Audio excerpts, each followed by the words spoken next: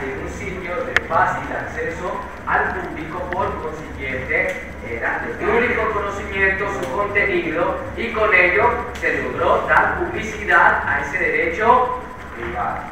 Y además va a contribuir al proceso de separación entre lo que es derecho y lo que no es decir, entre derecho y religión, al punto que las personas podrían establecer, o mejor saber, el alcance de qué estaban obligados a hacer, de lo que era permitido y de lo que no, y la manera en cómo iban a ser juzgados en caso de ir en contra de la ley. ¿Hasta aquí estamos todos?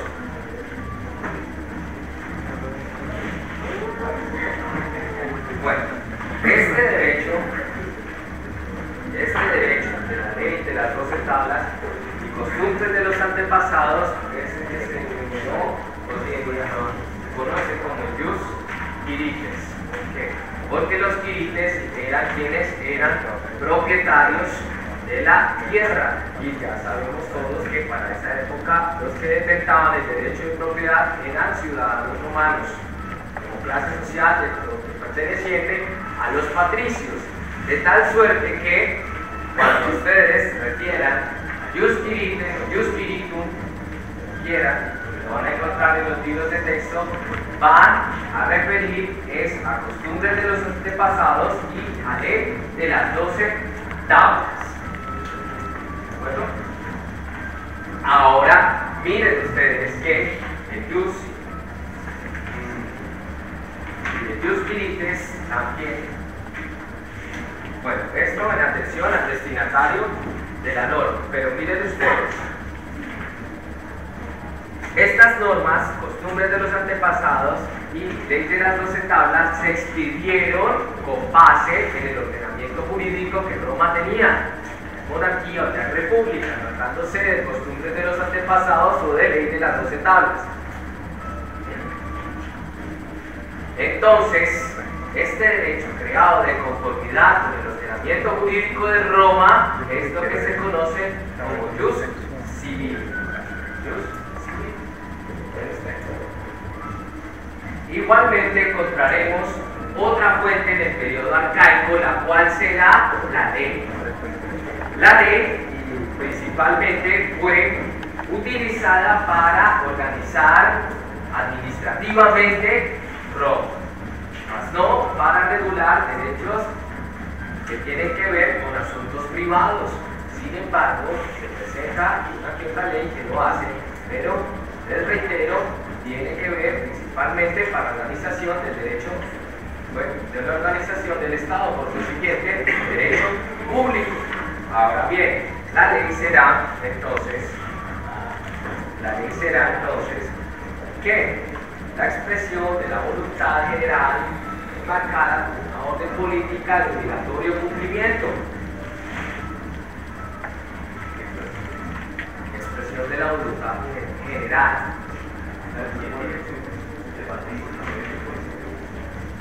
¿Cómo, perdón? Sí, de la voluntad general de quienes conforman la sociedad. Pero, bueno, dejamos la.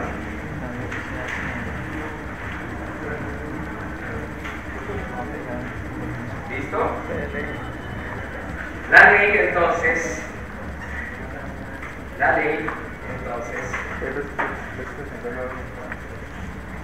entrará a definir, pero lo que debemos diferenciar es, porque ya hemos dicho que esta empezó a regular tanto asuntos públicos como asuntos privados. Entonces, lo que corresponde es determinar qué es propio del derecho público y qué es propio del derecho privado. Luego, encontraremos que modernamente será aquello que tiene que ver con el derecho privado, lo que aluda a intereses privados, y lo que tiene que ver con el derecho público, lo que aluda con las relaciones de los individuos con el Estado y de los estados entre sí.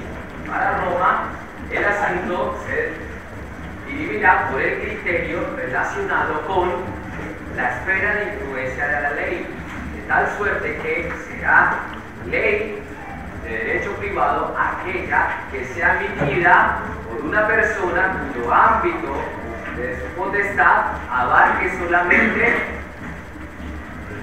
situaciones particulares, como por ejemplo, o asuntos particulares, como por ejemplo aquellas que sean emanadas por el padre de familia para dirimir asuntos al interior de su familia. Luego tendremos que lo que tiene que ver con derecho público será aquellas que sean expedidas por autoridades públicas para poder dirimir asuntos en donde son sus destinatarios la totalidad de las personas. La ley la encontraremos clasificada de diferentes maneras. Encontraremos las leyes rogadas, que son principalmente las de carácter legislativo, las leyes datae, las leyes rogadas, que son las leyes rogatae, son las leyes rogatae.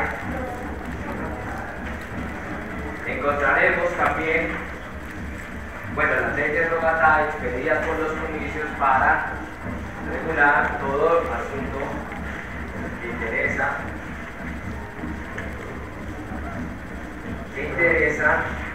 a la comunidad, a la ciudad.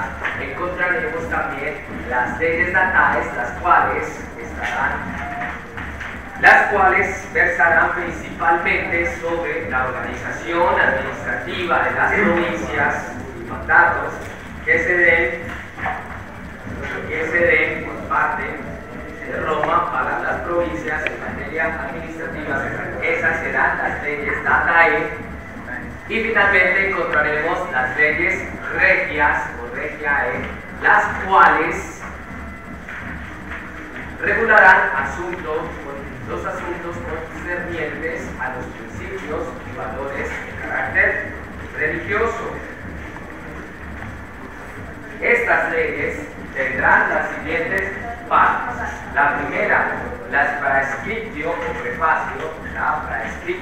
prefacio, que dirá quién fue el que propuso la ley. A su vez indicará la primera persona que votó la ley, además de la fecha y el lugar en donde se realizó la votación, y también dirá la tribu de la primera persona que votó la ley. Encontraremos otra parte de la ley que será la parte del arrogatio, que es donde vamos a encontrar la parte dispositiva. En ella vamos a encontrar en la parte dispositiva de la ley, es decir, el contenido de la ley, y finalmente encontraremos otra parte que será la sanción o sancio que trae la lectura, y en ella encontraremos la consecuencia de contrariar a la ley.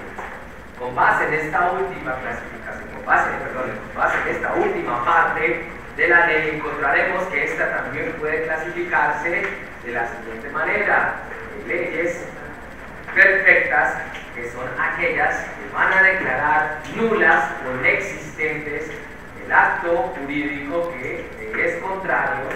Esas serán las leyes perfectas, repito, que son las que van a declarar nulos o inexistentes los actos que le sean contrarios a ella. Encontraremos también otra clasificación, que son las leyes más que perfectas, que además de declarar la nulidad e inexistencia del acto contrario a ellas, lo que harán también es imponer una sanción a quien realice el acto. Y tendremos también otra clasificación, que serán las leyes menos que perfectas, las cuales dirán acerca de aquellas, las cuales serán aquellas cuyo acto violatorio no va a impedir que éste produzca efectos jurídicos hasta tanto la persona afectada lo reclame. Y finalmente, repito, esas son las leyes menos que perfectas. Deja que el acto jurídico contrario a la ley produzca efectos hasta tanto la persona interesada, afectada, reclame la nulidad, inexistencia, y finalmente tendremos las leyes imperfectas. Tendremos finalmente las leyes imperfectas, las cuales guardarán silencio respecto de la sanción que debe ponerse a la persona o la consecuencia jurídica de secretar un acto contrario a él. Entonces, como parte de las leyes tendremos nosotros, miren ustedes, ¿sí? Primero, la parte en estas leyes encontraremos como parte cuáles: el prefacio, encontraremos la parte rogada y encontraremos la sanción. ¿Cierto? Señora.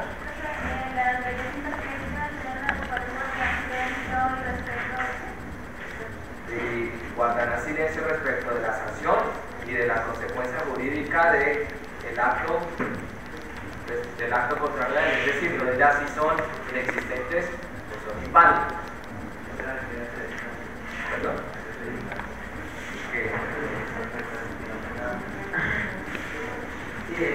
Sirve. Mijito, no lo vuelvo a hacer. Sirve. Por ejemplo, el derecho a la vida es inviolable. Ahí dice qué pasa cuando usted viola el derecho a la vida. No dice, ¿sí? Tiene que venir otra ley a entrar a desarrollar eso. Ahora bien, miren ustedes, rebobinemos. Entonces, partes de la ley. Les dije cuáles eran. Repitan conmigo, por favor. Como loritos. ¿Cuál es? Prefacio. ¿La parte cuál es? Prefacio. Sí, las partes de la ley. Prefacio. El prefacio, la prescriptio, la rogatio, finalmente tenemos la santio o sanción. Prescriptio o prefacio, la rogatio, la parte dispositiva de la ley y la sanción. Perfecto. Con base en la sanción también vamos a clasificar la ley. Y entonces encontraremos cuáles. Encontraremos las leyes perfectas, las leyes más que perfectas, las leyes menos que perfectas, leyes imperfectas. Perfecto. Cuando ustedes estudien su parcial, entonces dirán, por ejemplo, que en una ley, ¿sí?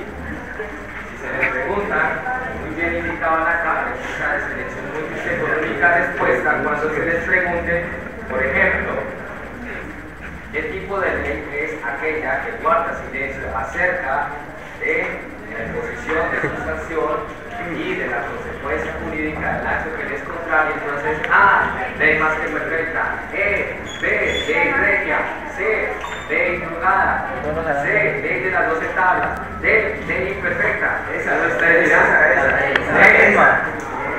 Y con eso les estoy indicando. Por eso les estoy indicando la manera en cómo se les va a preguntar el examen.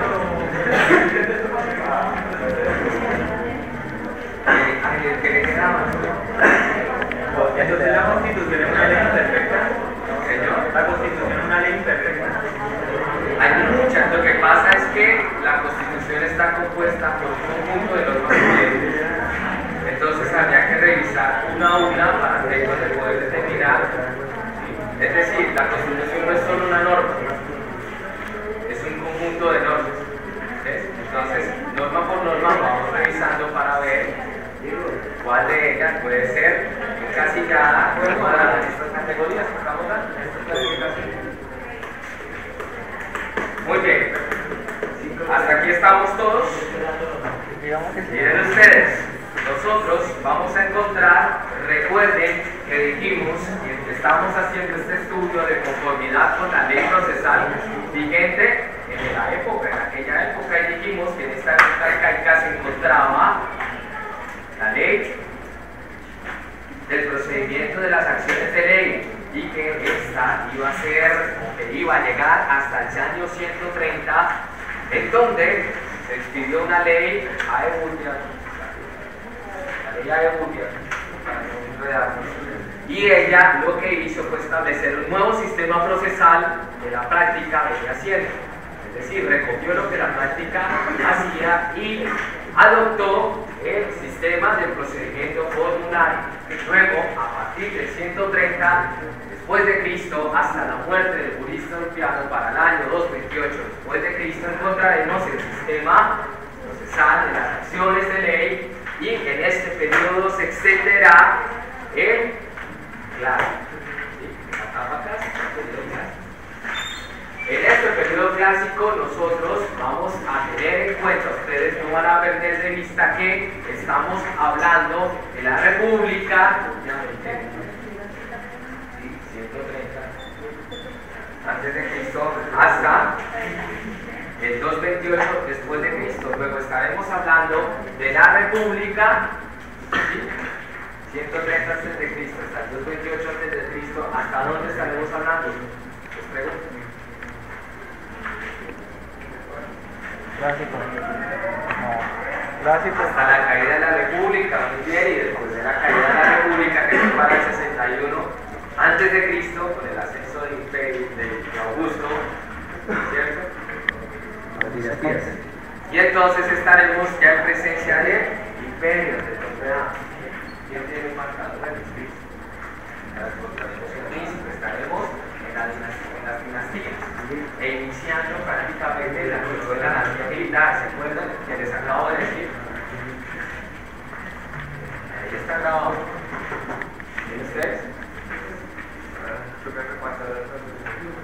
Pero miren que en las fuentes, vamos rápido, entonces les pregunto, ¿tienen alguna inquietud, comentario?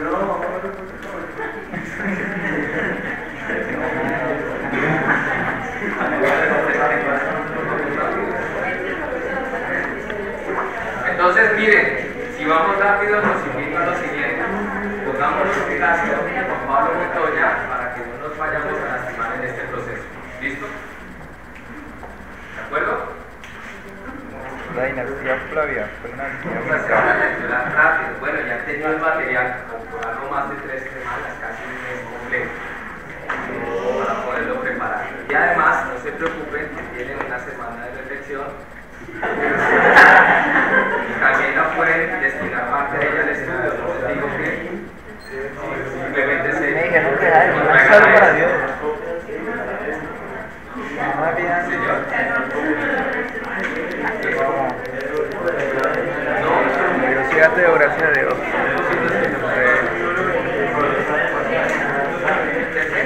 Vamos a dedicar abnegadamente a Dios.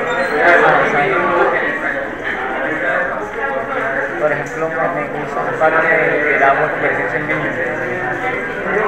Aparte la va a estudiar. Voy a demandar con usted. Ya les voy a explicar lo que tiene que ver con el pase.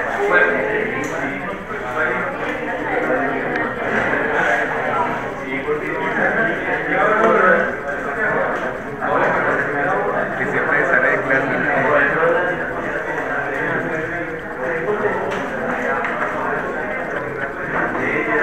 Bueno, atención, por favor, continuemos. Ya hicimos un paréntesis. Continuamos con la Se han desviado, se han distendido, han reaccionado, todo lo que ustedes quieran. Se han dormido, ni se han dormido, están despiertos, no están despiertos, se hablan, no se celebramos porque ganó las elecciones, etc. El secretario vamos a tomar. Pero atención, no perdamos de vista que encontramos un periodo clásico que les dije que iba desde el 130 a.C. hasta el 228 después de Cristo. El sistema procesal que vamos a encontrar es el del procedimiento formulario y, como les dije, no pierdan de vista que estamos en época de república y estamos en época de imperio, hasta llegar prácticamente hasta la gran anarquía militar donde quien gobernaba eran los militares. No pierdan de vista todo esto porque tiene que ver, ahí ya tienen inserto ustedes las realidades sociales y políticas que miren ustedes. Las fuentes que vamos a encontrar aquí serán las que siguen: edicto del pretor, ley, plebiscitos, senado consultos y jurisprudencia. Repito, ¿cuáles serán entonces? Edicto del pretor, ley, plebiscitos, jurisprudencia y senado consultos. O repito de otra manera, senado consultos, ¿qué repite conmigo? ¿Cuáles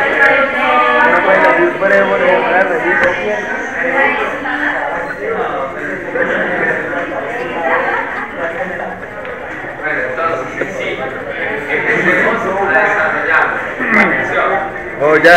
Pues, con el edicto del pretor, que como es consabido, el edicto del pretor, que es consabido que todos los magistrados tenían el ius sericendi, que es esa facultad otorgada para poder darse un programa de gobierno al iniciar su gestión, y como el encargado de administrar justicia era el pretor, luego lo que atañe a la fuente del derecho es el edicto del pretor.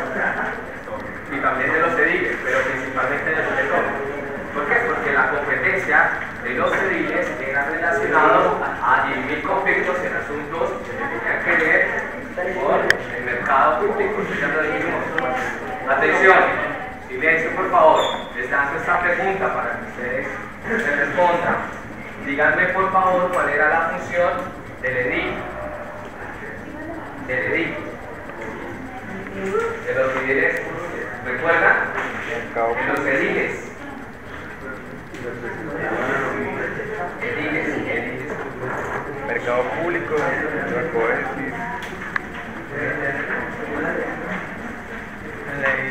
Miren, por favor, ayúdenme porque eso está en el material de lectura. Recuerden que nosotros mismos lo desarrollamos. Entonces, por favor, dime.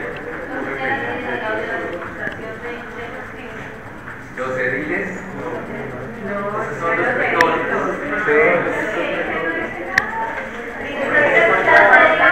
El caballero, por favor, ¿quiere comentarnos? La representación del pueblo, la representación del pueblo es como las tribus. El contexto de Roma.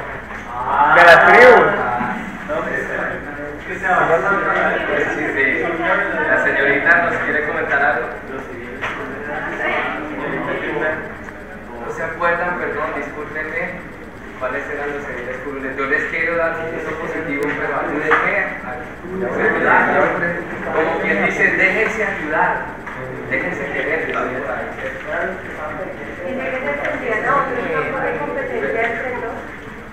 Pero concretamente que sí.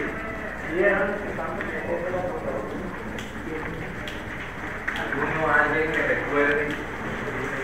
Por favor, revisemos rápidamente, por favor.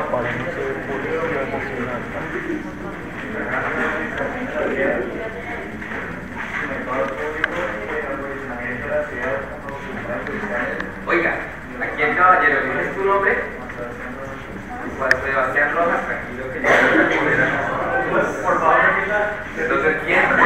Bueno, muy fuerte para que lo escuchen. ¿Quién está? Se encargaban de la administración de las vías y mercados públicos y el aprovisionamiento de la ciudad, con facultades judiciales en lo tocante a los litigios surgidos con ocasión del mercado.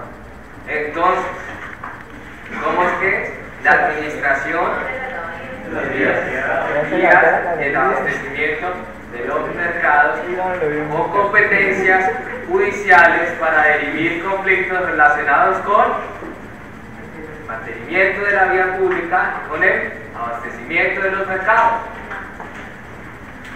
Entonces, por ejemplo, un asunto relacionado con el abastecimiento de los mercados es aquellos conflictos suscitados en ventas de esclavos en una feria. Ahí va el pleito entonces al edil curul. Pero todos los restantes asuntos iban a ser, en principio, como regla general de 20 secciones que hablaremos en ellas, en lo que tiene que ver con el tema de procedimientos, iban al pretor. Por consiguiente, el edicto del pretor es aquel que va a tener mayor peso o importancia como fuente formal del derecho en la época. ¿Qué época estamos hablando? ¿Cuál digo? Muy bien. Estamos hablando de la época.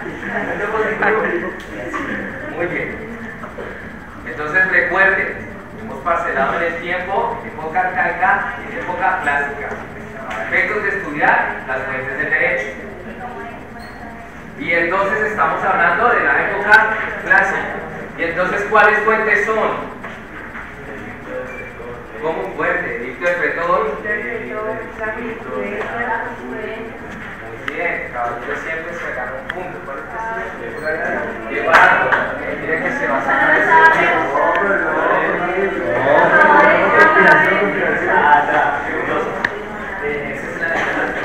ustedes. Atención. Y entonces empezamos a desarrollar el edicto del pretor. Que el edicto es expedido con base en el jus, dice derecho que tiene los abogados, jus ese derecho facultad que tiene o que se deriva de su poder, de su potestad, el poder, ¿sí?, de realizarse en su programita de gobierno, en donde lo que iban a colocar son las directrices para poder realizar bien su encargo. Eso es. Luego, el edicto del pretor, ¿sí?, va a tener que ver mucho con el derecho privado, porque será aquel que va a entrar o servir como catalizador de resolución de conflictos que no estaban previstos para resolverse a través del jus civil. ¿Me sigue? Entonces, devolvámonos. El edicto del pretor sirvió para catalizar aquellos conflictos que no podían ser dirimidos a través del jus civil. Perfecto, entonces la pregunta, eso es, perfecto, entonces la pregunta es, ¿cuál era el jus civil? De los que no eran pretores. ¿Cómo, perdón? Los derechos de los ciudadanos, pero allá Tomás, era aquel que estaba emitido de conformidad con el ordenamiento jurídico romano, de acuerdo con la ley romana, las normas jurídicas emitidas de conformidad con la ley romana, las instituciones, es decir, la ley oficial, es decir, ley de las 12 tablas, es decir, costumbre de los antepasados, que dijimos también tienen el carácter de ser jus quiritatis, jus quiritum, que los quirites eran los que eran cabezas del hogar. ¿Tienen el mismo derecho privado? Por eso le digo, el delito del pretor está teniendo que ver con el derecho privado. Y entonces, como bien lo anticipaba el caballero, este nombre, José Félix, como bien nos anticipaba José Félix, entró a ocupar el lugar, el edicto del pretor, ¿sí?, ese lugar, ese espacio que no regulaba el jus civil. Pero, ¿qué situaciones eran las no reguladas por el jus civil? Pues ya saben cuáles. ¿Cuáles? ¿Cuáles? Las del pretor. ¿Cuáles conflictos eran los que no regulaban el jus civil? Por eso lo que no estuviera regulado por el jus quirite. ¿Y qué era lo que no regulaba el jus quirite? Yo les digo, el jus quirite está dirigido solo para patricios. Y entonces los conflictos que se suscitaban con las relaciones comerciales y en atención a aquellas personas que no tenían la calidad de ciudadanos, ¿sí?, eran dirimidos por nada, no había solución. Entonces no iban a dejar que la justicia prosperara, que fuera madre de males mayores, ¿sí?, como por ejemplo insurrecciones, rebeldías, levantiscas, guerras civiles, entre otras. Disconformidad. Por consiguiente, el edicto del pretor entró a llenar, a suplir ese vacío. Las partes del edicto del pretor serán varias. Primero, insertarán modelos de fórmulas. ¿El caballero quiere participar? No, simplemente quería hacer una pregunta. O sea, el pretor tenía, digámoslo, como digamos subjetivamente la resolución del problema, o si él se basaba en algo. O sea, usted dice que la privada no, cuando no, el derecho privado no podía con algo más grande que ya derecho público, que ya sería problema entre patricios, plebeyos, bueno, vainas de mercado y toda esa cosa. Entonces, iban para el pretor era, digamos, el que impartía justicia en esos casos, pero él en qué se basaba, o sea, en qué se basaba para tener, digamos, una directriz para dar un fallo, ¿sí me hago entender? O simplemente era de carácter subjetivo y autoritario. Bueno, normalmente el edicto del pretor, lo vamos a ver, ya vamos a responder esta pregunta un poco más adelante. Dejémosla ahí al ladito, pero ya se va a responder, ¿de acuerdo? Es que se va a responder. No voy a tirarle la fecha. Pero desarrollémoslo de la siguiente manera. Partes del edicto del pretor. Necesitamos ir más rápido. ¿Cuáles son las partes del edicto del pretor? Entonces, tendremos una en donde se insertarán modelos de fórmulas, es decir, pequeños escritos en donde se va a contener pretensiones, hechos y pruebas para realizar un pedimento a la administración de justicia. Es como si fuera un pequeño modelito de litigio, ¿sí? Un pequeño modelito, la fórmula es como si fuera un pequeño modelito de un litigio. Tendrá entonces el edicto del pretor un modelo de fórmulas. También tendrá la que se denomina delegatio actionis, que es delegatio actionis, la cual será la delegación de protección bajo determinados supuestos, es decir, que el pretor se abstendrá de dirimir determinados conflictos porque todavía no los quiere dirimir o políticamente le resulta inconveniente hacerlo. Como por ejemplo, entrar a tutelar la posesión o propiedad de las personas que no son ciudadanos en las provincias. Porque es diferente dirimir un conflicto en las provincias a hacerlo en la península itálica, tratándose de época de república. Recuerden ustedes que, ¿por qué murió Julio César? Porque los aristócratas no estaban de acuerdo con que extendiera la ciudadanía romana a los pueblos que anexionó. Entonces, también tiene que ver un poco esto con las realidades. Por eso les digo, no pierdan de vista lo que hemos explicado en los cursos ahorita, en lo que precede a este tema. ¿Listo? Ahora bien, otra parte será la restitutio in integrum, la cual será, dice, rescisión total por la que se crean nuevas pretensiones que no estuvieran en la ley, rescisión total por la que se crean nuevas pretensiones que no estuvieran en la ley civil. También tendremos los interdictos, que serán mandatos o prohibiciones para poder mantener la paz y armonía jurídica y principalmente para proteger la posesión. Tendremos las excepciones, que serán modelos de excepciones para poderse oponer a las pretensiones de quien realiza el pedimento de justicia. Y tendremos también las estipulaciones pretorianas Guailicis, que son contratos que se pueden realizar ante el pretor para efectos de terminar el litigio en su presencia. Ahora bien, el contenido del edicto del pretor, todo este contenido, todas estas partes van a tener por contenido lo que normalmente el pretor lo que tendrá en cuenta es lo que le diga el concilio del pretor, que son como sus amistades, como sus personas de confianza en materia jurídica que lo asesorarán al administrar justicia.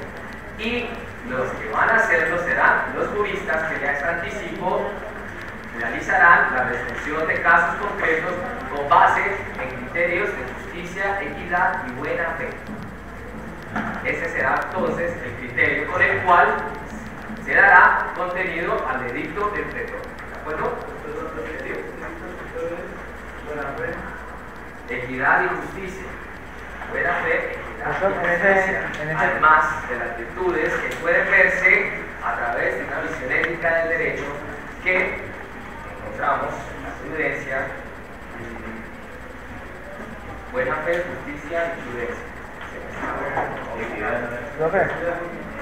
No, es diferente la ética que manejaba bien. Entonces, para los que estén interesados en profundizar qué valores son los que pueden acogerse a base en la antigüedad, pueden remitirse a la ética de Nicómaco.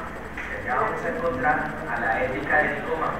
y allá vamos a encontrar nosotros cuáles valores. Señores que no les escuché,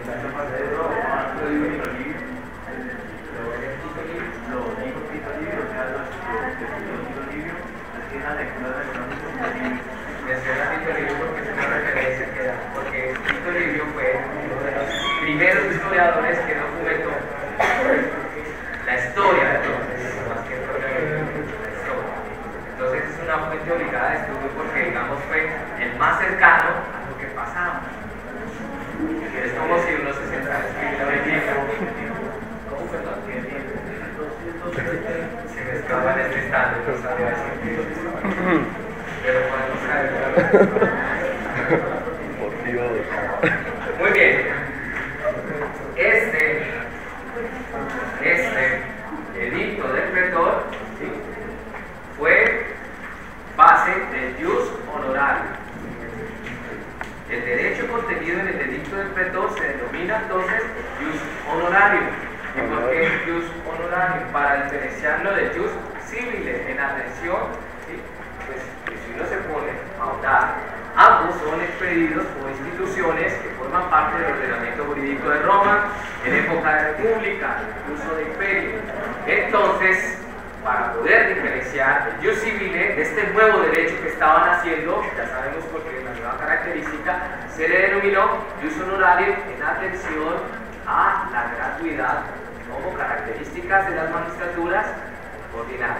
Recuerden que quien asumía una magistratura ordinaria no era remunerado o no le era reconocido un pago o estipendio público por su función. ¿De acuerdo? Ahora bien, esta situación del edicto del pretor dio lugar a que para el año 242 la resolución entre conflictos que se suscitaran entre patricios y plebeyos dio lugar a que se creara la figura de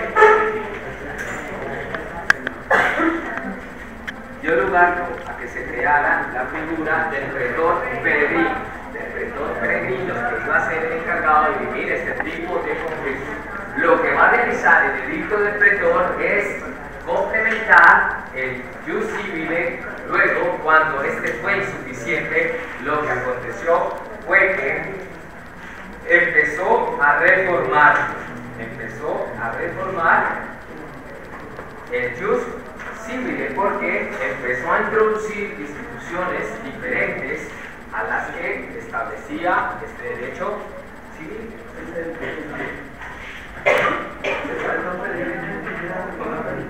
No. En general, el edicto del pretor, en su proceso de expedición de continuamente edictos, se iba primero desarrollando y apoyando el ius civile, luego lo fue complementando y finalmente lo que hizo fue sobrepasarlo, rebasar, reformarlo.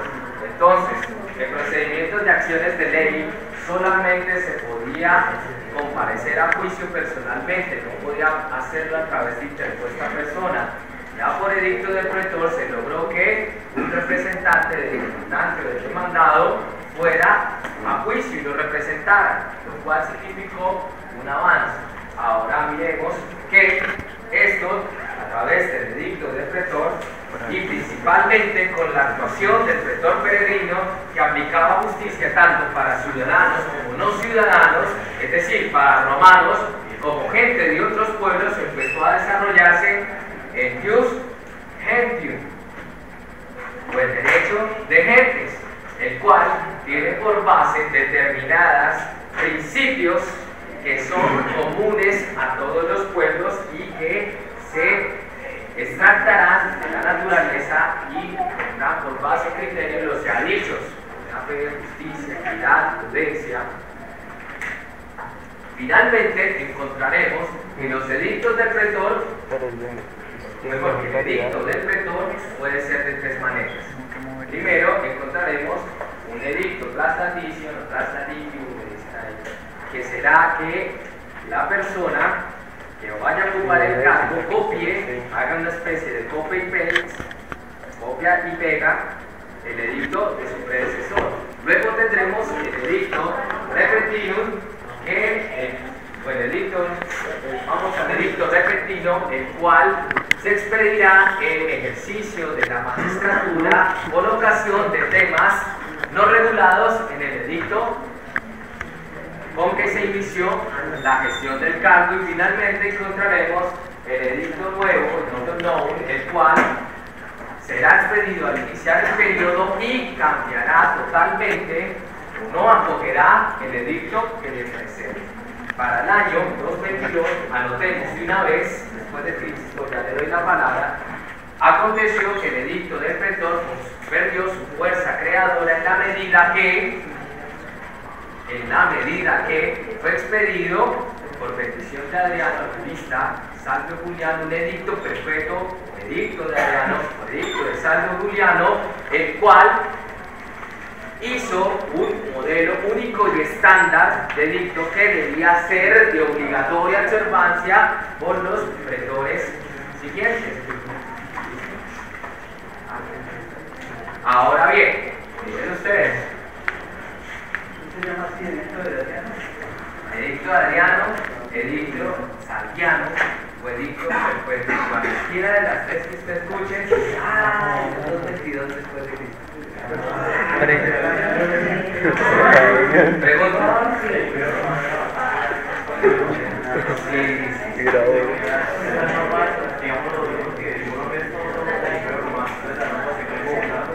Entonces, ¿cómo hacen en Bogotá para darla a conocer a los legisladores? Las otras partes, ¿cómo la van a conocer? La publicidad de la ley. A ver, lo que tiene que ver con publicidad de ley. Normalmente los pleitos se publicaban en obras jurídicas, los comentaban, pero es que es de mejor calidad y lleva menos la mandaban al magistrado o al gobernador encargado de las provincias. Y este era el encargado de que la justicia mandaban que cacharrearlo. pergaminos, Pero igual es mucho mejor que haga que llegar físicamente. Vamos a hablar ahí.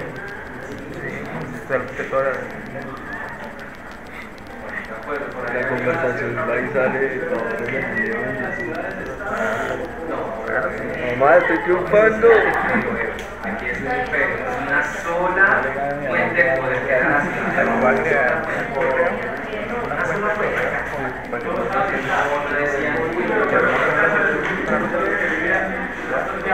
Eso es eso. Uy, se acabó la clase. Ubiquémonos de la siguiente manera. Estamos para el centro, pero también hay la periferia. Es decir, territorialmente, aparte de la interna, también vamos a encontrar. Atención, por favor, voy a pedir que hagamos un esfuerzo para que, pasados 10 minutos, recuperemos la clase que nos hace falta hasta poder terminar el tema como corresponde, y los espero entonces acá a las 8:30. Y media. A las 5 para las 8.